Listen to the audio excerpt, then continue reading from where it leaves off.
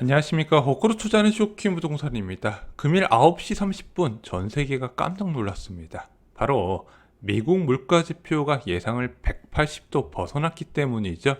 부동산 시장에도 적지 않은 영향을 주게 될 것입니다. 오늘 영상 중요합니다. 영상 전에 구독으로 인생 바꾸시기 바랍니다. 미국 소비자 물가지수가 발표가 됐습니다. 전년 동월 대비 8.6%였습니다. 41년 만에 최대폭 상승이었어요. 1980년대 초반에 있었던 물가 상승세를 현재 저금리, 저물가 시대에 저희가 겪고 있다는 부분이죠. 왜 이 8.6%가 문제가 됐냐? 시장 전망치가요. 8.3%였고요. 이전의 최고치, 많은 사람들이 정점으로 생각했던 최고치가 올해 3월이었는데 그때가 8.5%였다는 거죠. 야, 정점 찍고 내려온 다음에 8.6%가 뭐야? 이러면서 시장이 크게 충격을 받았던 겁니다. 자, 무엇이 문제였을까요? 먼저 지금 미국 내에서 제일 이슈가 되는 게 바로 이 휘발유 가격이죠. 48.7% 급등을 했습니다. 또 하나가 이 중고차 가격이 근원 CPI를 올리는 주요 요소였는데 얘가 계속 떨어지다가 5월 달에 16.1%로 다시 상승세가 나타났다는 부분이죠. 식품도 10.1%, 주거도 5.5% 상승을 했습니다. 휘발유하고 식품 같이 사람들이 자주 쓰는 품목에 대해서 올라가다 보니까 이게 정권 지지율까지 지금 연계가 되는 부분이죠. 자, 근원 CPI 역시 예상치를 치솟았습니다. 변동성이 큰 식료품과 에너지 요금을 제외했는데도 6%가 나왔어요. 예측치 5.9%인데 6%가 나왔다는 부분이죠. 야, 그러면은 근원 CPI 변동성인 품목을 제외하고는 6.5에서 지금 2달 연속 낮아지니까 괜찮은 거 아니야? 이렇게 여쭤보실 수 있는데 이게 지금 그렇게 단순하게 생각할 수 있는 부분은 아니에요. 왜냐면은 휘발유하고 식료품 가격은요, 서비스 요금 상승 및 임금 상승과도 밀접한 연관이 있다는 부분이죠. 그래서 이 휘발유와 식료품 가격 상승을 그대로 방치해주면 결국에는 근원 CPI도 따라서 올라가는 구조라고 여러 차례 말씀을 드렸습니다. 이게 잠깐 올라졌다 떨어지면 상관없는데 구조적으로 올라갈 요소가 있기 때문에 다른 물가에도 영향을 주고 있다는 거죠.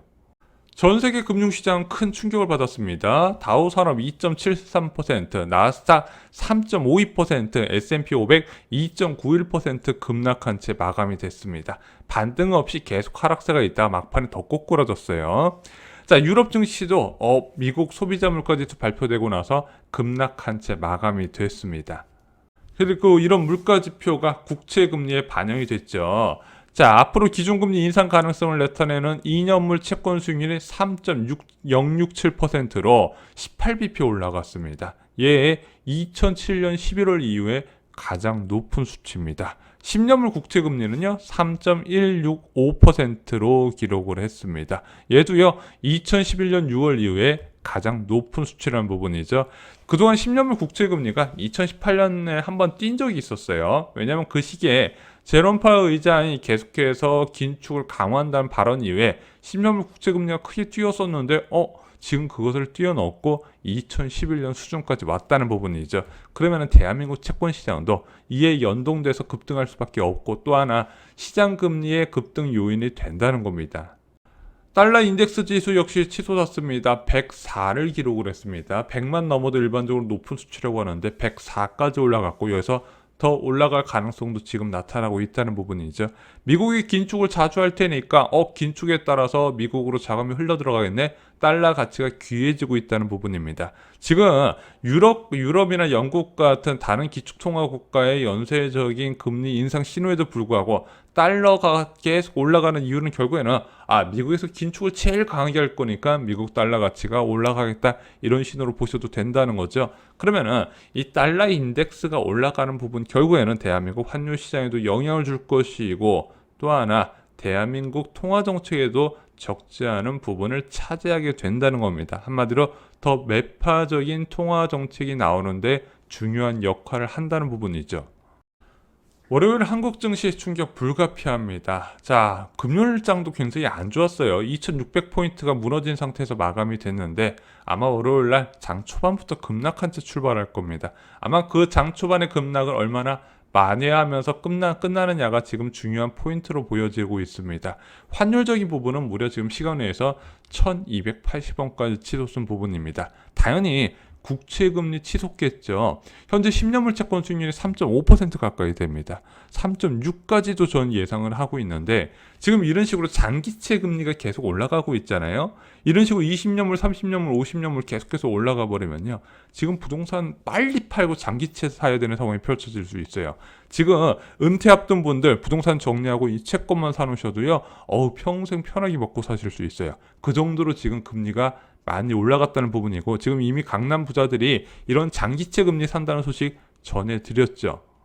자, 이번 물가지표의 시장이 발작을 일으킨 이유 간단합니다. 시장이 널리 퍼진 3월 물가 피크 인식을 뒤집은 거예요. 자, 그러면서 4월부터 물가 정점론이 나오면서 금융시장도 잠깐 반짝 회복을 했었다는 부분이죠. 그런데 오늘 물가지표가 발표되면서 급격한 인플레이션 사태가 꼭대기를 찍고 내려오는 게 아니라 원래는 꼭대기 찍고 내려올 때 어느 속도로 내려오느냐에 금융시장이 관심을 갖고 있었는데 아니다. 이 인플레이션 사태 여전히 진행 중이다는 신호가 받았기 때문에 충격을 받은 거죠. 근데 이건 좀 시장에서 오류가 있었던 겁니다. 4월에 중국 봉쇄에 따른 수요 둔화에 따른 원자재 가격 하락을 잘못 해석했다는 거죠. 이때 잠깐 한두 달 정도 1억 명에서 1억 5천 명 정도를 이동을 제한시켜 버린 건 당연히 수요 둔화가 발생을 했는데 그것을 정점 찍고 내려온 거라고 잘못 판단을 했다는 겁니다. 결국 물가 정점이 멀었네. 왜냐면 중국에서 이제 경기 부양에 나서면서 각종 인프라 투자책을 꺼내들었어요. 지방정부한테 돈 빨리 소진해가지고 경기 살리라고 얘기하고 있습니다.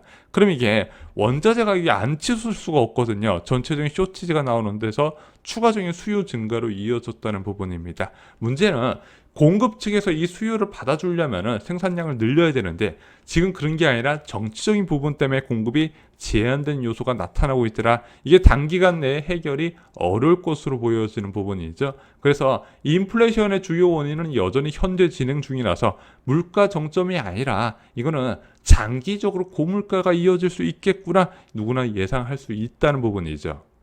시장에서 전망하는 9월 FOMC의 변화가 일어납니다. 애틀랜타 연은 총회가 9월에 금리 인상 일시 중단할 듯 하면서 금리 인상 못하거나 또는 0.25%씩밖에 못하겠구나 이런 전망이 있었는데 아니다. 빅스텝 할 것이다. 아니다. 자이언트 스텝 할 것이다. 패드워치에서 이 부분이 일정 부분 반영이 됐다는 거죠. 그래서 6월달, 7월달 FOMC에서 빅스텝 밟고요. 9월달에 0.75%포인트까지 올리지 않을 것이냐? 왜? 일단은 물가가 이렇게 치솟기 때문에 지금 저금리에서 빨리 중립금리 수준 이상으로 옮겨놔서 시장이 신호를 줘야 된다는 지금 연준의 매파적인 위원들의 이야기가 힘을 받고 있는 거고 그것이 현실화될 가능성이 있네. 그러면은 올 연내 중에서 3.25에서 3.5%까지 올라갈 수 있을 것이다. 그것이 지금 패드워치에 나와 있다는 부분이죠. 그럼 연준에서 3.5%까지 올릴 때 대한민국은 2.75%까지 올린다고 이미 예상이 되고 있는 부분이죠. 0.75%포인트 정도 차이가 나네. 원래 이 정도, 과거에는 이 정도 차이를 용인을 했었는데 지금 이제 환율 시장 이것을 반영할 수 있을까? 견뎌낼 수 있을까? 없을 거란 전망이 좀 많이 있는 상황이에요. 그래서 불안한 겁니다. 어쩔 수 없이 미국 요인 때문에 추가로 올릴 가능성도 생각을 해두셔야 된다는 거예요. 자, 그럼 앞으로 괜찮아질까? 아니겠죠. 전쟁이라는 요소가 반영되면서 전망 자체가 안 되고 있는 거예요. 그래서 내년 물가 전망 장담하기 어렵기 때문에 내년에도 긴축적인 속도가 강해질 수 있다는 겁니다. 미국에서 3.5%, 대한민국에서 2.75%에서 끝날 거냐? 아니라는 거예요. 미국 4%, 대한민국 3%도 생각을 하셔야 된다는 겁니다. 그럼 이것이 의미하는 것은 무엇일까요? 그렇게 금리를 올린다는 거 어떤 의미로 받아들여야 될까요?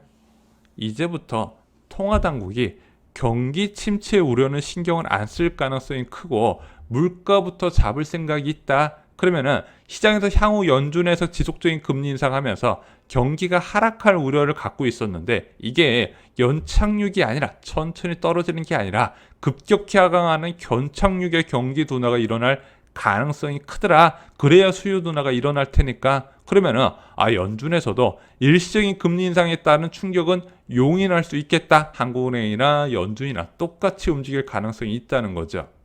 그리고 대한민국도 과감하게 통화 정책을 세울 수밖에 없는 겁니다. 왜냐하면 이런 식으로 강한 긴축은요, 채권 시장 금리뿐만 아니라 환율까지 영향을 주고 있다는 부분이죠. 그래서 과거에 용인됐었던 기준금리 역전 부분에 대한 범위가 좁아지고 있더라. 그럼 대한민국도 빅스텝으로 빨리 따라갈 수밖에 없을 것이다. 아예 가능성을 배제하지 않는다 했는데 그 가능성이 점점 커지고 있다는 부분입니다. 자, 게다가 국채금리가 이렇게 월요일부터 치솟잖아요. 대출금리 추가 인상 가능성은 불가피하다는 거죠. 그래서 사실상 연말에 하공급 기준금리는요, 지금 2.75%까지도 이야기가 나오고 있지만 그 이상도 봐야 된다는 겁니다. 미국 물가지표가 그만큼 중요했던 거예요.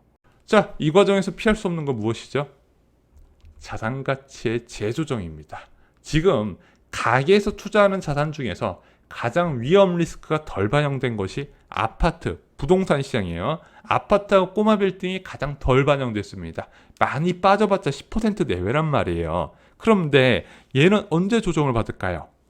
뒤늦게 한꺼번에 터질 가능성, 그 시기가 올해 겨울부터 될 가능성을 여러 차례 경고를 드렸습니다. 한번 터질 때 크게 터질 가능성이 제기가 되고 있다는 거죠.